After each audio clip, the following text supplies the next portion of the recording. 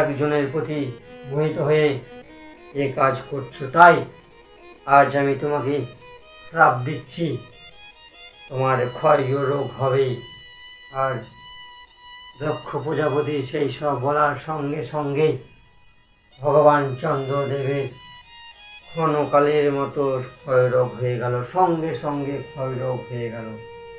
তখনকার যুগে, সেই সত্য যুগে মুখের বাণী অভিশাপ যা বলতো সেটাই হতো। তখনকার মানুষের মুখ পবিত্র থাকতো, সবসময় ভগবানের প্রতি জপ নাম ভজন করত, আর তার কথা সত্য হতো। কিন্তু এখনকার মানুষের মুখে সত্য কথা তো বার হয় না, ভগবানের নাম বার হয় না, শুধুমাত্র অসত্য কথা বার হয়। দিনে কতই যে মিথ্যা কথা বলে, সে বোধহয় আমার প্রভু চিন্তা ভাবনা করবে যে তোকে জগতে পাঠিয়েছি ভালো কিছু করার জন্য, ভজন করার জন্য, সংসার করার জন্য, আর তুই মিথ্যা কথাই এই জগৎকে ভোলাইছিস। কিন্তু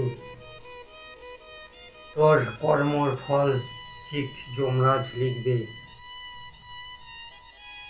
যখন মানুষ সব কিছু রাস্তা হারিয়ে ফেলে, দুঃখে ভরে যায়, তখন আমার ভোলা মহেশ্বর, আমার জম্পেশ্বর বাবা শিবশম্ভু বসে আছেন। সেখানে গেলেই সব সমাধান সম্পূর্ণ হয়ে যাবে। শুধুমাত্র জল অর্পণ করলেই সব সমাধান সম্পূর্ণ হয়ে যাবে। যদি ভগবান শিবের দর্শন পাওয়ার আকাঙ্ক্ষা থাকে, তাহলে মৃত্যুঞ্জয় মন্ত্র ভগবান শিবের 5 লক্ষ বার জপ করতে হবে। আর যদি 10 লক্ষ বার মৃত্যুঞ্জয় মন্ত্র জপ করা হয়, তাহলে ভগবান শিব প্রত্যক্ষ দর্শন দেবে সামনে এসে। ব্রাহ্মণ যদি এ কাজ করে, তাহলে সব পাপ নাশ হয়ে যাবে। যদি কোনো নারীর সন্তান না থাকে, তাহলে ভগবান শিবের ওপরে, শিবলিঙ্গের ওপরে ঘিয়ের ধারা অর্পণ করুন। ঘিয়ের ধারা অর্পণ করুন, তাহলে বাড়িতে সন্তান হবে, বংশ বৃদ্ধি হবে। ভগবান শিব সম্পূর্ণ আশীর্বাদ দেবে।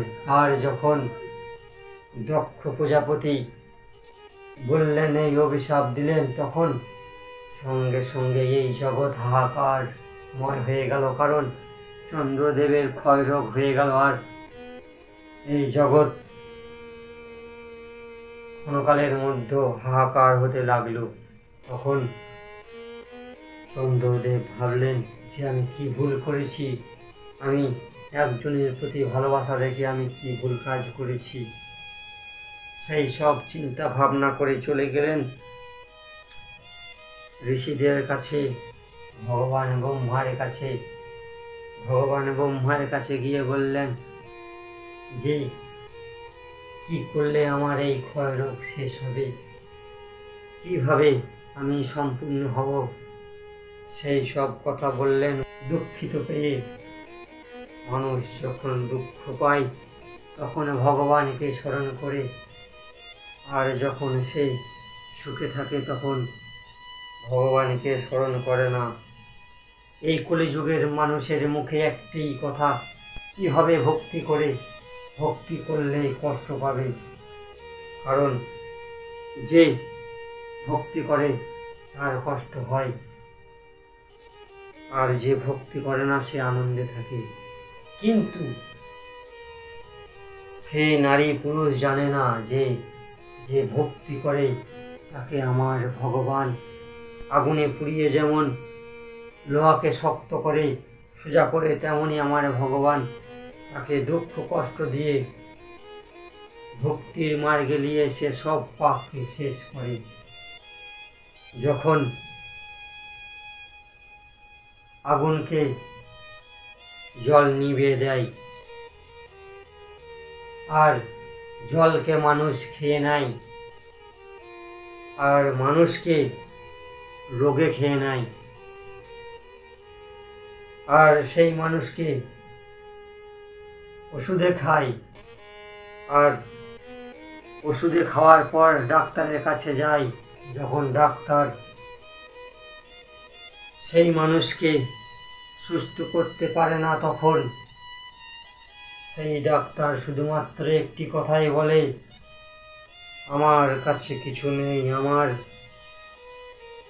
যা কিছু করার সব কিছু করলাম, এবার ভগবানকে স্মরণ করো, কারণ ভগবান ছাড়া কেউ সুস্থ করতে পারবে না।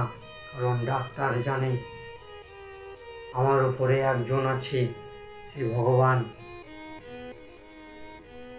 ডাক্তারকে ভগবান রূপে এই যুগে মানুষ মানে, কিন্তু ডাক্তার যখন পারে না তখন তিনি ভগবানের উপরে ছেড়ে দেন। তাই ভগবানকে স্মরণ করে নিজেকে কষ্ট দিয়ে লোহা যেমন শক্ত হয়ে সোজা হয়ে দাঁড়িয়ে থাকে, সেইভাবে আমাদের দুঃখ কষ্ট পেয়ে ভগবানের নাম জপ করতে হবে, সেইভাবে শক্ত হয়ে দাঁড়িয়ে থাকতে হবে। বাড়িতে অনেক দুঃখ কষ্ট আসবে, একটি পরিবারে একটি ছেলে সেই ভগবানকে কিভাবে ভজবে, কিভাবে ভগবানকে স্মরণ করবে কিছুই জানতো না। তারপর